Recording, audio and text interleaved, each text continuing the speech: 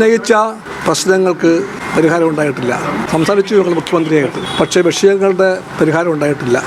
അതുകൊണ്ട് ഞങ്ങളുടെ പ്രശ്നങ്ങൾ ഇപ്പോഴും ബാക്കിയാണ്. കൂട്ടുത്തരവാദിത്വമുള്ള മുന്നണിയെ ഇരുട്ടിൽ നിർത്തി തിടുക്കപ്പെട്ടെന്തിന് പദ്ധതിയിൽ ഒപ്പിട്ടു? ഇതാണ് CPIയുടെ ഭാഗത്ത് നിന്നും ഉയർന്ന ചോദ്യം. ഞങ്ങൾ ഉന്നയിച്ച വിഷയങ്ങൾക്ക് പരിഹാരം ഉണ്ടായിട്ടില്ല. CPI മുറിവേറ്റവരാണ്, CPI വ്രണിത ഹൃദയരാണ്. കാരണമുണ്ട്.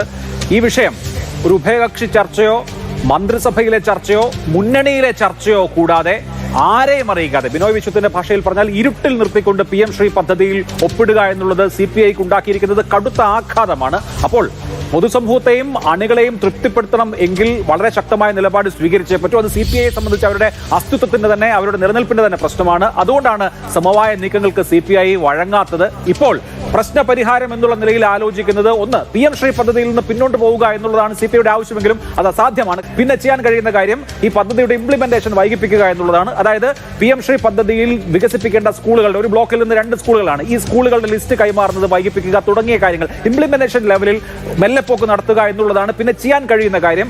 അത്തരത്തിലുള്ള ഒരു സമവായത്തിലേക്ക് പോയേക്കാം എന്നതിന്റെ സൂചനയാണ് ഇപ്പോൾ വരുന്നത്. ഈ വിഷയത്തിൽ CPI അവർ വെച്ച ചുവട് പിന്നോട്ട് വെക്കാൻ തയ്യാറാവുന്നില്ല. അങ്ങനെ വെക്കണമെങ്കിൽ അവർക്ക് കൂടുതൽ ഉറപ്പുകൾ ആവശ്യമുണ്ട്. അവരുടെ തന്നെ അണികളെ തൃപ്തിപ്പെടുത്തേണ്ടതുണ്ട്. ഏറ്റ ആഘാതത്തിന്, മുറിവിന് പരിഹാരം ഉണ്ടാകേണ്ടതുണ്ട് എന്നുള്ളതാണ് നിലവിലെ സാഹചര്യം.